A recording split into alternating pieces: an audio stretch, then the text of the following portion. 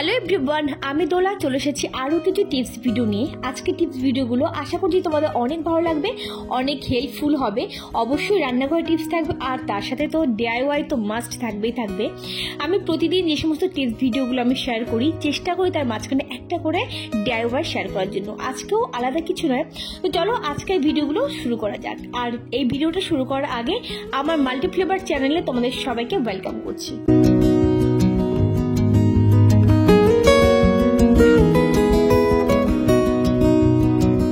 সকালবেলা ঘুম থেকে ওঠার পরে আমরা প্রত্যেকে চেষ্টা করি ঘর বাড়ি গুছিয়ে একদম পরিষ্কার পরিচ্ছন্ন করে মনের মতো করে রাখার জন্য।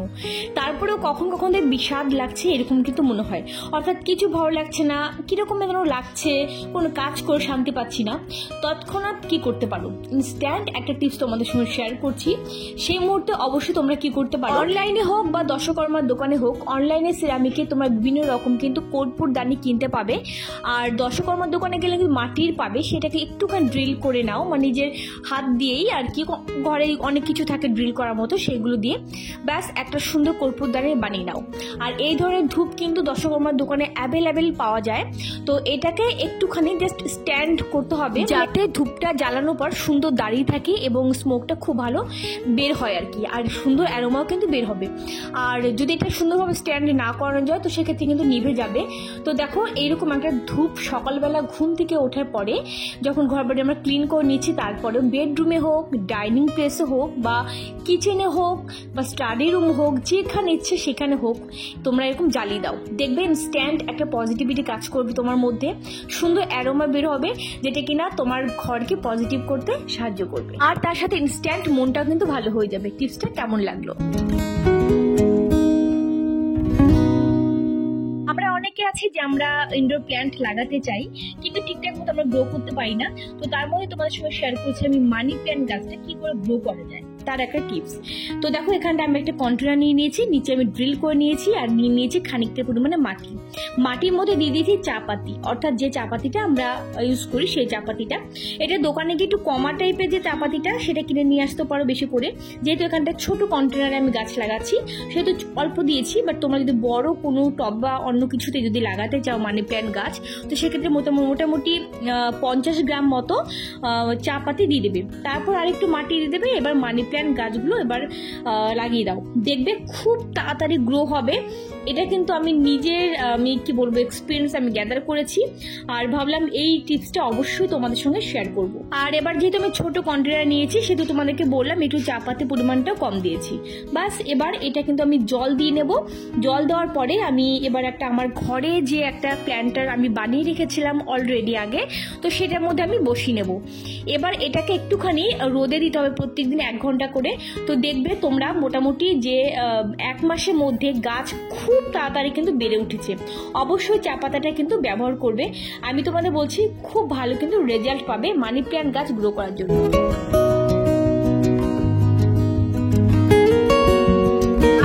টিপসটা তোমাদের সঙ্গে শেয়ার করবো, অত্যন্ত একটা গুরুত্বপূর্ণ টিপস, যেটা কিনা আমি নিজে এক্সপিরিয়েন্স হয়েছে আমার আর কি, তারপরে তোমাদের সঙ্গে শেয়ার করছি।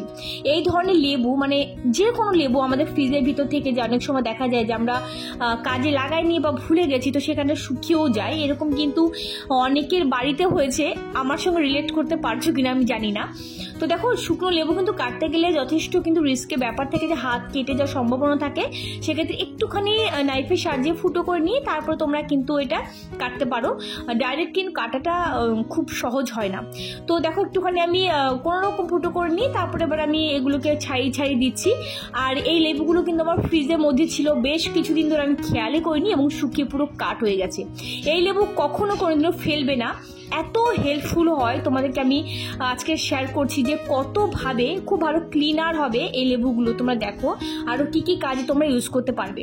তো লেবুগুলো দেখে শুকিয়ে গেছে বাট নষ্ট হয়ে যায়নি। তো এগুলো কি করবে বলো তো, একটু জল নেবে, জলের মধ্যে এবার একটুখানি ফুটাতে দেবে। ফুটানোর পর দেখবে ওই লেবুর ভিতরে যে রোয়াগুলো থাকে, অর্থাৎ যার ভিতরে রসগুলো থাকে লেবুর, তো সেই লেবুর রসগুলো অটোমেটিক্যালি শুকিয়ে গেছিলো, বেশ ফুলে ফেপে কিন্তু উঠবে। আর তারপরে এটা বেশ খানিকক্ষণ পর্যন্ত কিন্তু আমি জাল দিয়ে নেব। জাল দেওয়ার পরে এবার আমি এটাকে ঠান্ডা করে নেব। ঠান্ডা করার পরে কিন্তু আমি হাত দিয়ে ভালো করে আমি চটকে নেবো।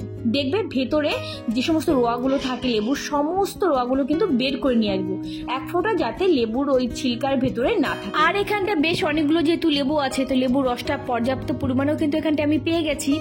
এবার কি করব, ছিলকাগুলোকে সমস্ত ভালো করে চটকে নিয়ে এবার আমি ফেলে দেব।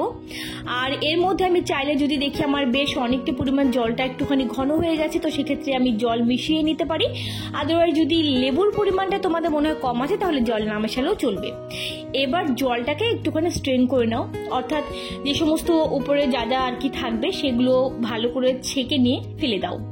এটার আর প্রয়োজন নেই। চামচের সাহায্যে আর একটুখানি আমরা ডলে নেব, মানে ঘষে নেব আর কি, যাতে কোনো রকম কোনোভাবে আর কি রসটা যাতে ওর ভিতর না থাকে। এবার কি করতে পারি, আমরা একটা কন্টেনারের ভিতর আমরা রেখে দিতে পারি। একটা স্প্রে বটল নিয়ে নাও, তার ভিতরে রাখো খানিকটা পরিমাণে, আর খানিকটা পরিমাণে রেখে দাও নর্মাল একটা বটলের ভিতরে। এটা এত হেল্পফুল তোমাকে আমি বলে বোঝাতে পারবো না। যে আমরা জানি যে লেবু খুব ভালো ক্লিনার হিসেবে কিন্তু কাজ করে, অ্যাসিডের মতো হিসেবে কাজ করে। এটা দিয়ে তোমরা অনেক কিছু ক্লিন করতে পারবে, বিশ্বাস করো। এটা আমি নিজে যখন আমি এক্সপেরিমেন্ট করেছিলাম এবং এখনো পর্যন্ত আমি ঘরে আমি ইউজ করি, অনেক ভালো কিন্তু হেল্প হয়।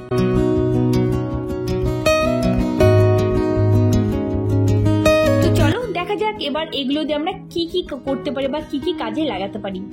তো এরকম স্প্রে বটল একটা ভরে রাখার একটা কারণ, আমরা এরকম ডাইনিং টেবিলে, আমাদের তো এখন মোটামুটি প্রত্যেকের বাড়িতে যে কাচের ডাইনিং টেবিল থাকে, একটু স্প্রে করে নাও। যেখানটা একটু জিদ্দি দাগ হয়ে গেছে, উঠছে না, সেখানে একটু স্প্রে করো, দেখবে খুব তাড়াতাড়ি কিন্তু উঠে যাবে।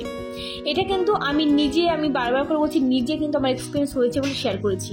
এর আগে তোমাদের সঙ্গে শেয়ার করেছি লেবু দিয়ে আমি কি করে আমি জিদ্দি দাগ আমি তুলি বেসিন থেকে, আর সেটা খুব ভালো আমি শেয়ারও করে দিয়েছি অলরেডি এই চ্যানেলে। আর আজকে তোমার দেখা যাচ্ছে সেই লেবুর মানে শুকনো লেবুর রস দিয়ে কি করে আর কি আমি বেসিনটা ক্লিন করবো। তো এরকম স্প্রে করে নেবে, স্প্রে করার পর একটা স্কচ ব্রাইট বা একটা ব্রাশের সাহায্যে ক্লিন করে নাও। অনেক ভালো ক্লিন হবে বেসিন, সবচেয়ে বেশি ক্লিন হয় বেসিন, বিশ্বাস করো। আর তারপর কি হয়, আমাদের ডেইলি যে বোতলগুলো আমরা ইউজ করি, জলের বোতল বা বাচ্চাদের স্টিলের বোতল যাই দিই না কেন, বা কাঁচের বোতল স্কুলে আমরা বাচ্চাদেরকে দিয়ে দিই, 2-1 দিন বাদে বাদে কিন্তু আমরা ক্লিন করি। তো সেক্ষেত্রে একটুখানি এই লেবুর জল তোমরা দিয়ে দাও, এর ভিতরে একটুখানি লবণ দিয়ে দাও, বাস একটুখানি শেক করে নাও, দেখবে 2 মিনিটের মধ্যে ভেতরে একদম ক্লিন হয়ে গেছে। বিশ্বাস করো, এটা আমার বাচ্চারা যখন স্কুলে যায়, আমি 2 দিন 1 দিন বাদে বাদে জলের বোতল কিন্তু আমি এইভাবে ক্লিন করে দিই। এক্সট্রা আমার আর কোনো কিছু দেওয়ার কিন্তু প্রয়োজন পড়ে না, কোনো ডিটারজেন্ট না, কোনো কিচ্ছু না, অনেক ভালো কিন্তু ক্লিন হয়, যেহেতু লেবুটা আমাদের অ্যাসিডের মতো কাজ করে।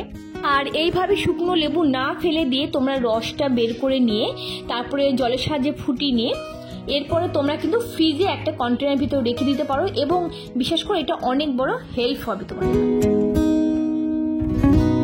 আমাদের প্রত্যেকের ঘরে কার্টেন্স থাকে, কার্টেন্স হোল্ডারও আমরা দোকান থেকে বেশ অনেক টাকা খরচ করে কিনে নিয়ে আসি। চলো আজকে তোমাদের সঙ্গে শেয়ার করি কার্টেন্স হোল্ডার একদম স্ট্যান্ড 5 মিনিটের মধ্যে তৈরি করে দিচ্ছি। এখানে বাচ্চাদের জিন্স প্যান্ট আমি কেটে নিয়েছি একটুখানি, তোমরা চাইলে যে কোনো রোপের উপরেও করতে পারো, অন্যান্য কোনো কাপড় কেটেও তোমরা করতে পারো। তো আমার বাচ্চাদের জিন্স প্যান্ট পুরানো ছিল, সেটা কেটে নিলাম। কেটে নেওয়ার পর 2টো টুকরো আমি করে নিয়েছি, যেহেতু 2টো কার্টেন্সে আমি লাগাবো। তারপর আমি সেলাই করেও নিয়েছি, তোমরা যে কোনো কাপড়ও কিন্তু করতে পারো। তো এখানটা দেখো আমি ক্লে নিয়ে নিয়েছি, 10 টাকার ক্লে মাত্র। এই ক্লেটা দিয়ে এবার কি করব চলো দেখা যাক। এই ক্লেটা আমি 2টো ভাগে ভাগ করে নিলাম প্রথমে, যেহেতু 2টো কার্টেন্সে আমি কার্টেন্স হোল্ডার তৈরি করব। এবার অল্প অল্প করে আমি 5টা ভাগে আমি ভাগ করে নিলাম। এবার একটুখানি গোল গোল করে নেব, নেওয়ার পর একটু জাস্ট হাতে চাপ লাগিয়ে একটুখানি জিনিসটাকে ছড়িয়ে নেব, হোয়াইট করে নেব। এবার একটার সঙ্গে ক্লে একটা কিন্তু খুব সহজেই মিশে যায়, এখানে কোনো গাম বা কোনো কিছু প্রয়োজন হবে না। দেখো সুন্দর একটা ফুলের শেপ কিন্তু চলে এলো, দেখতে পেলে মাত্র 10 টাকার ক্লে কিন্তু এটা। এবার একটু আঠার সাহায্যে ওই যে আমি যে একটা কাপড়ের টুকরো নিয়েছিলাম এবং আমি লম্বা রোপ টাইপের করে নিয়েছি, ওর ভিতরে লাগিয়ে দাও। দেখো কি সুন্দর কার্টেন্স হোল্ডার মাত্র 5 মিনিটের মধ্যে রেডি হয়ে গেল। এই কার্টেন্স হোল্ডারটা তোমরা বিভিন্ন জায়গায় ইউজ করতে পারো, কখনো ডোর কার্টেন্স হোল্ডার হিসেবে করতে পারো, কখনো উইন্ডো কার্টেন্স হোল্ডার হিসেবে ব্যবহার করতে পারো, বিভিন্ন জায়গায় তোমরা কিন্তু ইউজ করতে পারো। দেখতে পেলে 5 মিনিটের মধ্যে কত সুন্দর একটা কার্টেন্স হোল্ডার তৈরি হয়ে গেল। বিশ্বাস করো আমি পুরো অবাক হয়ে গেছি যে 5 মিনিটের মধ্যে এত সুন্দর একটা জিনিস আমি তৈরি করতে পারলাম। তো 10 টাকার এরকম ক্লে কিনে নিয়ে এসে কিন্তু এরকম সুন্দর সুন্দর কালারিংয়ে কিন্তু ক্লে পাওয়া যায়, সেগুলো দিয়ে তোমরা কার্টেন্স হোল্ডার বা অন্যান্য অনেক কিছু তৈরি করতে পারো। এখানটা আমি আমার ঠাকুর ঘরে যে ডোর কার্টেন্স রয়েছে তার হোল্ডার আমি তৈরি করে তোমাদেরকে দেখালাম। আর হ্যাঁ, এই কার্টেন্স হোল্ডার যে রোপটার উপর আমি বানিয়েছি, রোপটা কিন্তু বাচ্চাদের জিন্স প্যান্ট কেটে বানিয়েছি, সেই কারণে আমি ঠাকুর ঘরে ইউজ করেছি। কেমন লাগলো কার্টেন্স হোল্ডারটা ডেফিনেটলি কমেন্ট করে জানাতে ভুলো না। আর অবশ্যই তোমরা কিন্তু ঘরে তৈরি করতে পারো। এরকমটা কিন্তু আমাদের সঙ্গে হয়, আমরা যখন বাজারে যাই, বাজারে যাওয়ার পর আমরা মাছের বাজারে ঢুকি আর মাছ কিনে নিয়ে আসি, এবং আমরা যে বাজারে ব্যাগ নিয়ে যাই, বাজারে ব্যাগের ভিতরে সবজি আনি এবং মাছ আমরা একসঙ্গে নিয়ে আসি। দেখা যায় কখনো কখনো নোংরাটা বা ওয়েস্টটা ওই সবজির মধ্যে পড়ে যায়, এরকম কিন্তু হয়। তো দেখো এই ধরনের প্লাস্টিকের আমাদের কি বলবো আটা আনি, প্লাস্টিকের বড় যে প্যাকেটগুলো থেকে যায় আমাদের ঘরে। তো এটাকে দেখতে পেলে কি করে আমি কেটে দিলাম, মাঝখানে খুব সুন্দর কিন্তু একটা মানে হ্যাং করার জন্য হাতে সুন্দর একটা হোল আমি করে নিলাম। এই প্লাস্টিকগুলো কখনোই ফেলবে না, অনেক কিন্তু হেল্প হয়। এবার এটার ভিতরে করে তোমরা মাছের বাজারে গিয়ে মাছ কিনতে পারো, মাংস যাই কিনে এর ভিতরে তুমি রেখে দিতে পারো এবং এটা ব্যাগের ভিতরে রাখতে পারো। তাহলে দেখবে কোনোভাবে সে ওয়েস্টটা তোমার সবজির ভিতরে পড়বে না। আর বাড়িতে এনে আবার ধুয়ে তোমরা রেখে দিতে পারো, পরের দিন আবার ইউজ করতে পারো। কেমন লাগলো আজকে এই টিপসগুলো অবশ্যই তোমরা কিন্তু কমেন্ট করে জানাতে ভুলো না। আর যদি ভালো লাগে টিপসগুলো অবশ্যই একটা লাইক করো। তো চলো দেখা হচ্ছে নেক্সট একটা ভিডিওর সঙ্গে। ততক্ষণের জন্য সবাই অনেক ভালো থেকো, অনেক হ্যাপি থেকো। আজকের মতো টাটা।